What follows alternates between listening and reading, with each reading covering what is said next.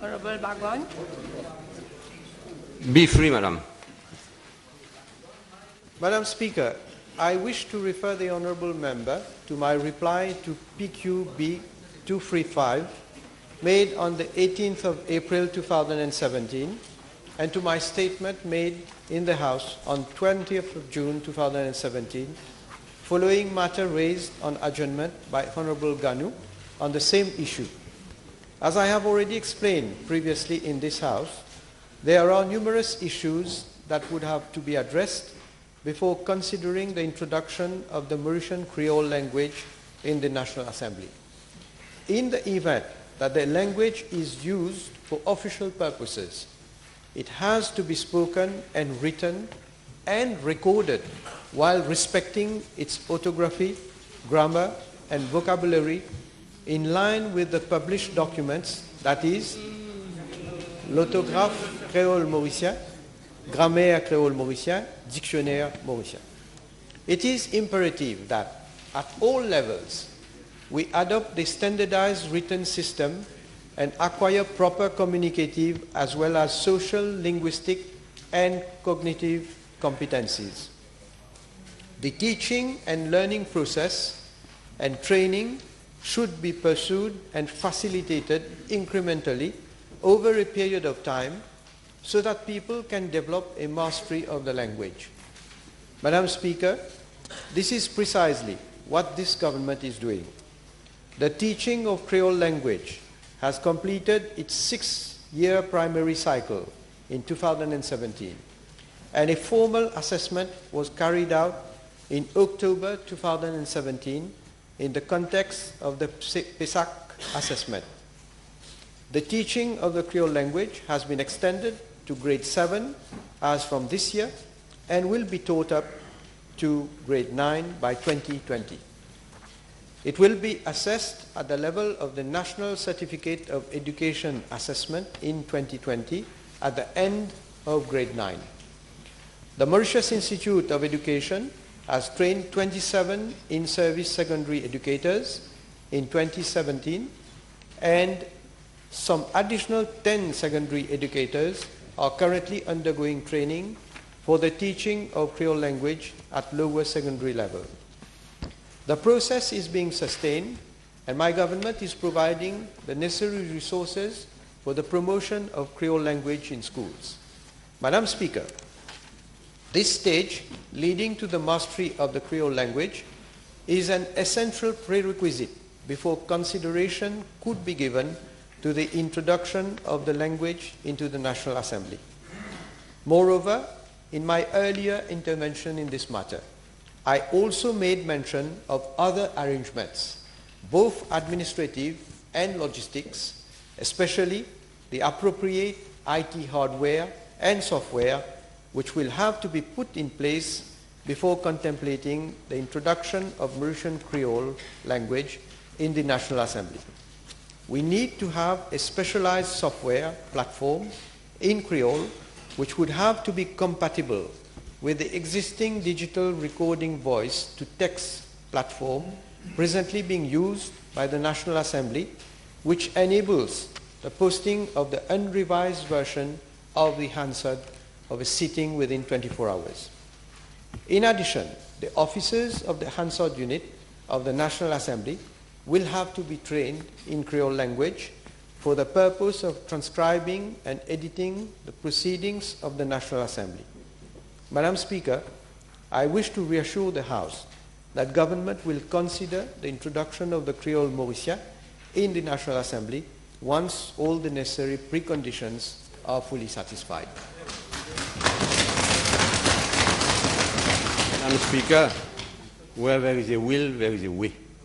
This issue has been canvassed here in the National Assembly so many times by the previous Prime Minister and even before.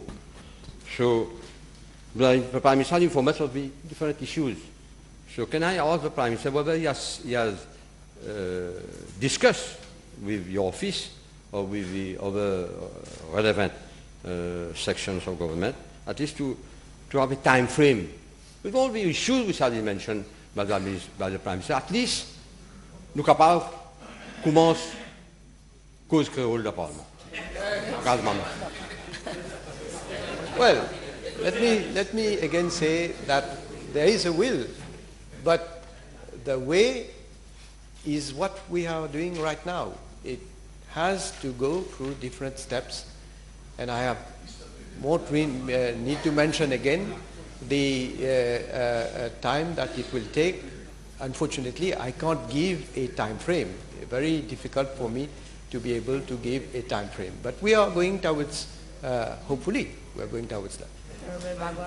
Madam Speaker, maybe the Prime Minister, he has some good intention, but having listened some dinosaur speaking on the radio, some ill intention, I would say, members of Parliament, I am not convinced that this government will come with the introduction. Also questionable background. Don't make statements. Let me also say, Madam Speaker. I said also question. Don't make statements. I am asking my question. Yes. Can the Prime Minister from the House, whether he has listened, he has taken cognizance of the several, I would say, statements made by some dinosaurs on the radio of his government, which doesn't tally with his statement he's making on the introduction of Creole language, which is a shame to the country. Madam Speaker, let me say that each one has his own opinion also, whether it is in government or whether it is elsewhere. Please. So, Please.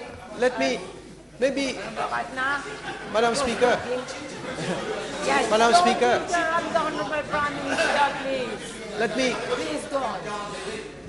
let me, Honourable Bhagwan. I don't Honourable know, Bhagwan.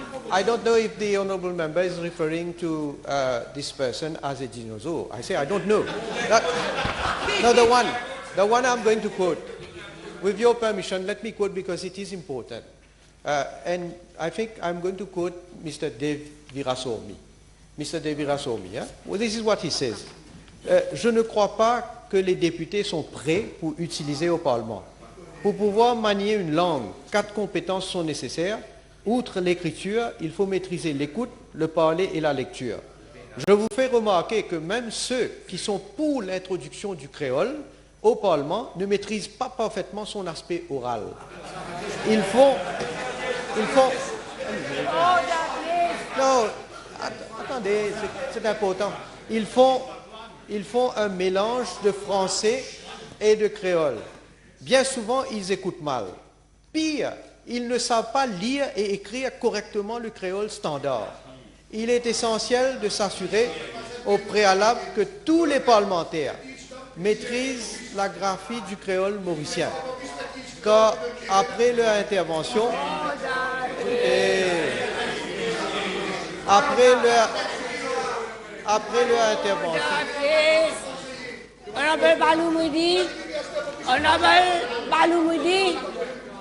Honourable Balumudi, it's the third time I'm calling you. Right? Please finish, but don't quote extensively, Honourable Prime but it is Minister. very relevant to what is being discussed. Ils sont appelés, alors, ouais, les parlementaires maîtrisent la graphie du créole mauricien, car après leur intervention, ils sont appelés à corriger leur texte avant qu'il ne soit publié dans le Hansard. Cela dit, pour résoudre ce problème, il faut que le créole devienne le médium d'enseignement. Cela va permettre à tous les Mauriciens de savoir comment lire et écrire le créole. Alors il dit, ne mettons pas la charrue devant les bœufs, maîtrisons bien le créole avant de l'introduire dans les institutions. Ce qui me fait peur, c'est qu'on utilise un créole approximatif au Parlement et de ce fait, on sème la confusion au sein de la population. And everybody knows that Mr. Dev Virahsawmy is no member of any party in government. In fact, he's a member of the Labour Party. I'll allow a last question on this issue, the Honourable Gandhi. May I ask the Honourable Prime Minister, in view of the fact that he has confirmed what he told the House in June of last year when I raised that matter on adjournment, and I'm very happy about his answer today, that he is confirming that government has no objection that the Creole language be introduced in the Assembly. But may I ask him in terms of time frame and to ensure that matters progress quickly, because the Prime Minister has again said that the obstacles are not only the language issue, but also administrative and logistics issue in terms of hardware, IT hardware and software. May I ask the Honourable Prime Minister to make things go faster, to expedite matters, whether he shouldn't set up a committee made up of high officials in his ministry, of his advisors, and high-ranking officers in the National Assembly, the clerk and the deputy clerk, this committee to steward this project of introducing the Creole language in our parliament, so that once for all we solve the administrative and logistic issue. Yes. I have already answered, Madam Speaker. I have said that there are a number of steps that have to be taken. I don't want to go into them again, not to lose the time of the House. But let me say one thing also. Last time when the Honourable Member raised the matter with regard to logistics, I must say that it is, let me correct what he said, because he said that there is already available a software which I have checked. The software that has been developed by the University of Mauritius is not up to completion, and it is still being worked out. So we are not yet there, even in terms of logistics.